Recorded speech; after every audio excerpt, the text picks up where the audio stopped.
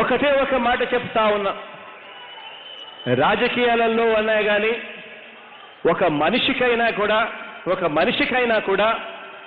లేదా ఒక రాజకీయ పార్టీకైనా కూడా రెండు గుణాలు ఉండాలి. ఒకటి క్యారెక్టర్, రెండు క్రెడిబిలిటీ. ఈ రెండే మనిషినైనా నడిపిస్తుంది, నాయకుడినైనా నడిపిస్తాయి, పార్టీనైనా నడిపిస్తేటివి రెండు గుణాలే అని చెప్పి ఈ సందర్భంగా సగర్వంగా తెలియజేస్తా ఉన్నాను.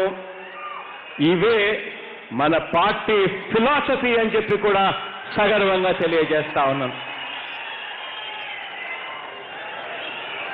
అధికారంలోకి వచ్చిన 3 నెలల్లోనే వాలంటీర్ల వ్యవస్థకు శ్రీకారం చుడితే 5 నెలల్లోనే గ్రామ వార్డు సచివాలయాలను ప్రారంభించాం.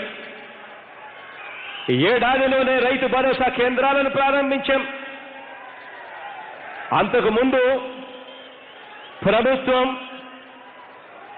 గ్రామాన్ని దోచుకునేందుకు జన్మభూమి కమిటీలను పెడితే మనందరి ప్రభుత్వం గ్రామ స్వరాజ్యాన్ని నిజం చేస్తూ దేశ పరిపాలనా చరిత్రలోనే ఒక గొప్ప మార్పుకు శ్రీకారం చుట్టడం జరిగింది.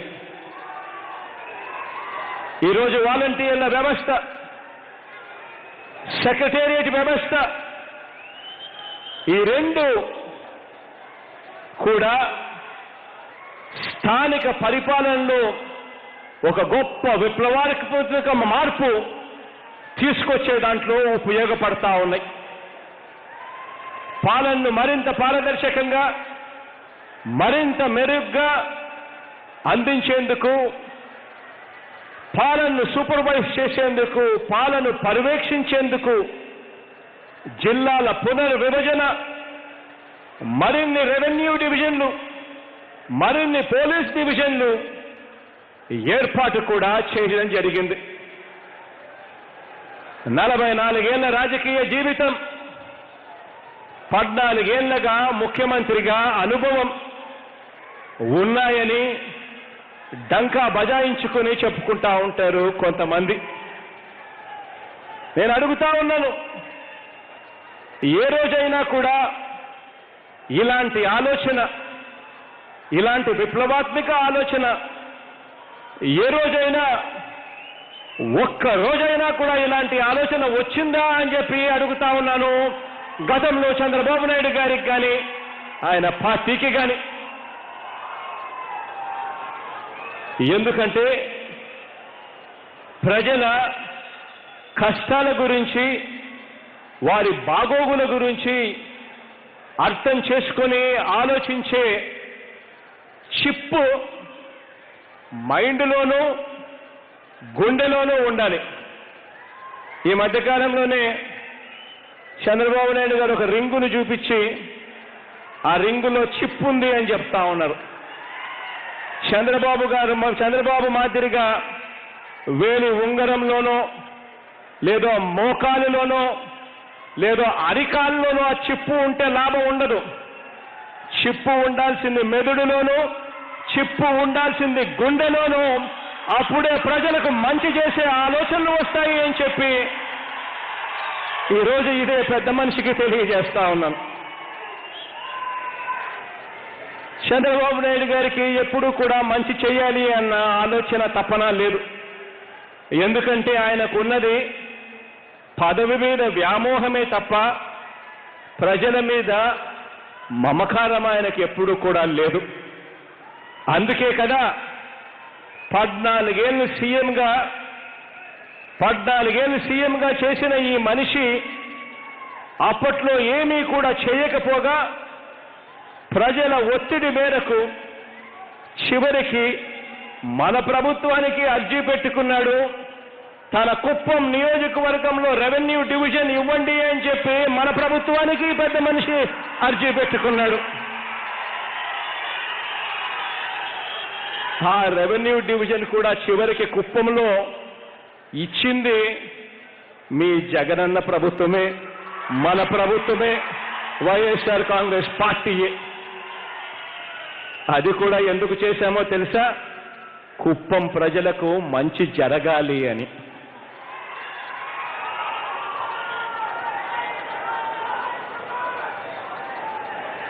ఒక్కసారి ఆలోచన చేయమని అడుగుతా ఉన్నా. ఎందుకు ఈ పరిస్థితి వచ్చింది? ఆ పార్టీకి మన పార్టీకి తేడా ఏమిటి? వారికి రాజకీయం అంటే ప్రజలతో వ్యాపారం చేయడమే. రాజకీయం వారి దృష్టిలో రాజకీయం అనంటే ప్రజలకు మంచి చేయడం కాదు, ప్రజల దగ్గర నుంచి ఎలా దోచుకోవాలి, ఆ దోచుకున్న సొమ్మును ఎలా పంచుకోవాలి. ఇది వాళ్ళకు తెలిసిన రాజకీయ డెఫినిషన్. మనకు రాజకీయం అనంటే మనకు తెలిసిన డెఫినిషన్ ప్రజల మీద మమకారం.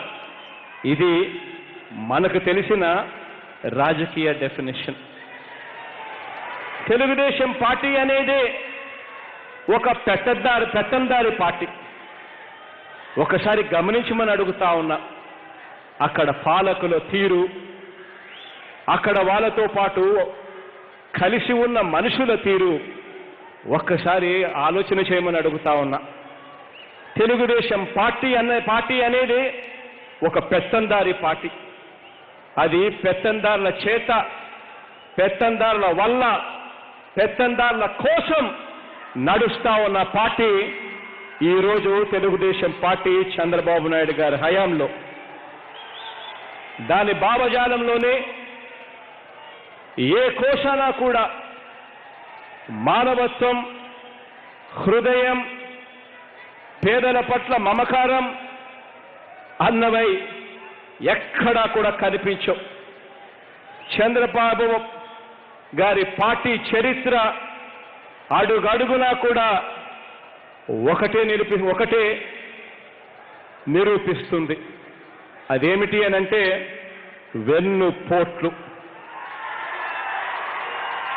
అది తమ పార్టీ స్థాపకుడు ఎన్టీ రామారావునైనా సరే, లేక ఎన్నికలప్పుడు ఓట్ల కోసం ప్రజలను ఉపయోగించే ప్రజలనైనా సరే, ఆయన పార్టీ సిద్ధాంతం వెన్నుపోట్లే. చరిత్ర ఇదే చెబుతుంది. పేదల గుండెల చప్పుడుగా మన పార్టీ పరిపాలన ఈరోజు సాగిస్తూ ఉంది. తేడా గమనించండి, వాళ్లకు మనకు. కాబట్టి ఇప్పుడు మన రాష్ట్రంలో ఈరోజు ఒక యుద్ధం జరుగుతూ ఉంది. ఇది రెండు సిద్ధాంతాల మధ్య ఈరోజు యుద్ధం జరుగుతూ ఉంది. రెండు భావాల మధ్య ఈరోజు యుద్ధం జరుగుతూ ఉంది. ఈ యుద్ధంలో పేదలు, దిగువ మధ్యతరగతి వర్గాలకు న్యాయం చేయాలి, అండగా నిలవాలి అని మనం